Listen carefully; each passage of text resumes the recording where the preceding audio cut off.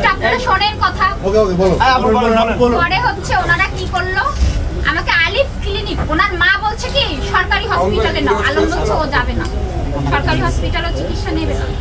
পরে আলিফ ক্লিনিকে ওর খালা নিয়ে গেল, নেওয়ার পর আলোচনা করে বলছে কি যে ফুল থাকে না ওইটা রয়ে গেছে, ইনফেকশন করে ফেলছে, ইমিডিয়েটলি ওইটা হচ্ছে ডিএনসি করাইতে হবে। ওই রাত্রেই ও ঢাকায় আসলো আর বললো কি আমি যে টাকা পাঠিয়ে দিচ্ছি তুমি সকালেই ভর্তি হয়ে যাও। আমি ভর্তি হইলাম, ওখানে ডিএনসি করার পর বাসা আসবো, তার আগেও আমাকে অনেক মারধর করছে। এই ব্যাপারগুলো নিয়ে আমি টর্চারিং মানে ভিডিও আপলোড এগুলো নিয়ে আমি খুবই ডিস্টার্ব ছিলাম।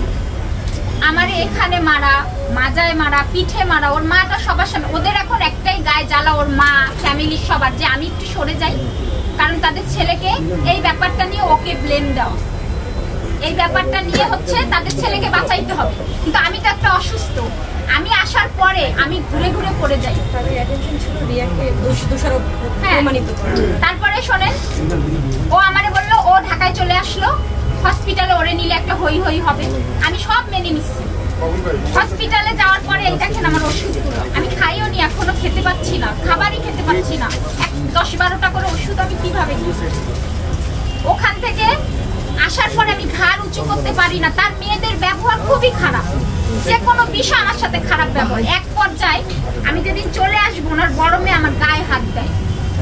এই কথা ওরে যে আমি ভালোবাসি, পুরো নিউরোসায়েন্স হসপিটালে বলবেন।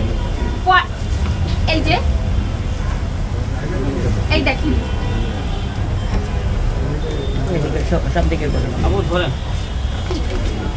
এগুলো আপনার ছবি নিয়ে নিয়েন। এই যে দেখেন আলম, আর ওখানে আপনি আলিফ ক্লিনিকে যে সিগনেচার ওর বড় মেয়ে করছে, ও তো চলে আসছে ঢাকায়, সিগনেচার করতে পারে না, আলো সিগনেচার করছে যে মেয়ে। ওরা কিন্তু রাতকে দিন করতে পারে, দিনকে রাত করতে পারে। এটা হওয়ার পরে আমি কি করলাম, আমাকে বললো কি যে আমারে বাসার থেকে বের করে ওর কর্মচারী জনিকে দিয়ে বগুড়া বনানী নামে এক জায়গায় আমাকে রেখে চলে গেছে। তখন না আমি এত কষ্ট লাগছে যে আমি অসুস্থ, ঠিক আছে সে আমার হাজবেন্ড, তাকে ভালোবাসি, তাকে বাঁচানোর জন্য ওয়াইফরা মিথ্যা বলবে না, বলতেই পারে ভাই। আমি তখন না আমার এত খারাপ লাগছে, ও তো একটা লোক দিয়ে ঢাকায় আমাকে পৌঁছাইতে পারতো, যে তুমি অসুস্থ ঢাকায় একটা লোক দিয়ে আমাকে পাঠাইতে পারতো। বনানী দিয়ে যাওয়ার পর আমার অনেক কষ্ট লাগে, আমি থানায় চলে যাই। কোন থানায় যাইতে আমি তো বুঝি না, কাহালু থানায় গেলাম, ওখানের মানুষ বললো সদর থানায় যাই। সদর থানার লোক দেখে বলতেছে আপনার অবস্থা এতটাই খারাপ, আপনি আগে হসপিটালে ভর্তি হন। হসপিটালে ভর্তি হওয়ার পরে তো চিকিৎসা চলছে। কালকে আমাকে আল্ট্রাসাউন্ড দিছে আর বলছে ইমিডিয়েটলি ব্লাড দিতে হবে। ওর বোনাই, ছোট বোনের হাজবেন্ড, নাম কি জানো, ডাকনাম শিশির, আর হচ্ছে আরেকটা মালিক, ও ডিশের ব্যবসা করে।